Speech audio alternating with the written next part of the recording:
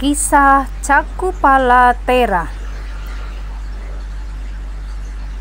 Ketika berdiam di wihara Jetavana di kota Savatthi, Sang Buddha membabarkan syair pertama dari Dhamma pada ini, yang merujuk kepada Cakupala, seorang Thera yang buta. Suatu ketika, Cakupala Thera berkunjung ke wihara Jetavana untuk memberikan penghormatan kepada Sang Buddha. Pada suatu malam, saat melakukan latihan meditasi jalan, Sang Thera tanpa sengaja menginjak banyak serangga hingga mati. Keesokan harinya, serombongan biku yang bermaksud mengunjungi Sang Thera menemukan serangga-serangga yang mati tersebut. Mereka berprasangka buruk terhadap Sang Thera dan melaporkan kejadian tersebut kepada Sang Buddha. Sang Buddha bertanya pada mereka, apakah mereka melihat Sang Thera membunuh serangga-serangga tersebut dengan mata kepalanya sendiri? Ketika mereka menjawab tidak, Sang Buddha berkata,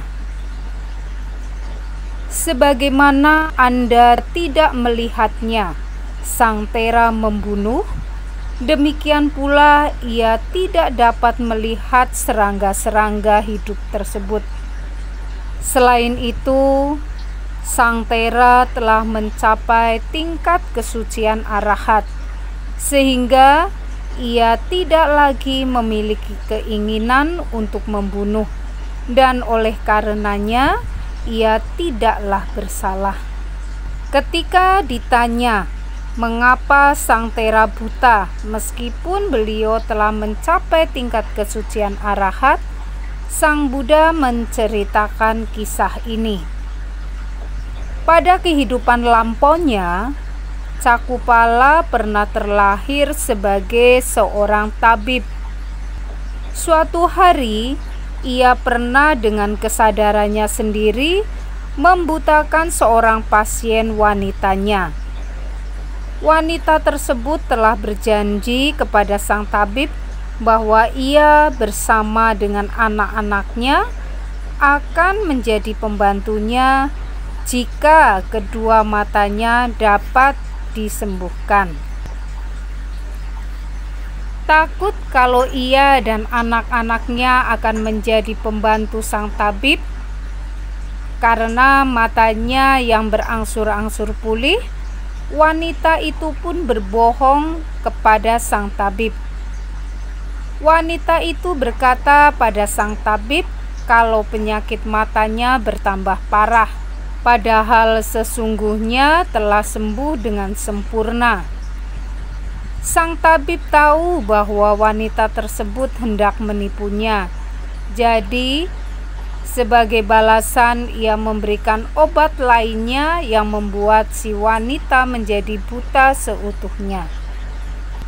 Sebagai akibat dari perbuatan buruknya ini, sang tabib kehilangan indera penglihatannya pada beberapa kehidupan selanjutnya.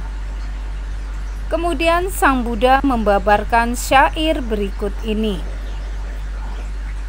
Pikiran mendahului semua kondisi batin. Pikiran adalah pemimpin. Segalanya diciptakan oleh pikiran. Apabila dengan pikiran yang jahat seseorang berbicara atau berbuat dengan jasmani, maka penderitaan akan mengikuti si pelaku. Seperti halnya roda kereta yang mengikuti jejak kaki lembu jantan yang menariknya. Pada saat khotbah Dhamma ini berakhir, 30.000 biku mencapai tingkat kesucian arahat bersama dengan kemampuan pandangan terang analitis atau Patisambhida.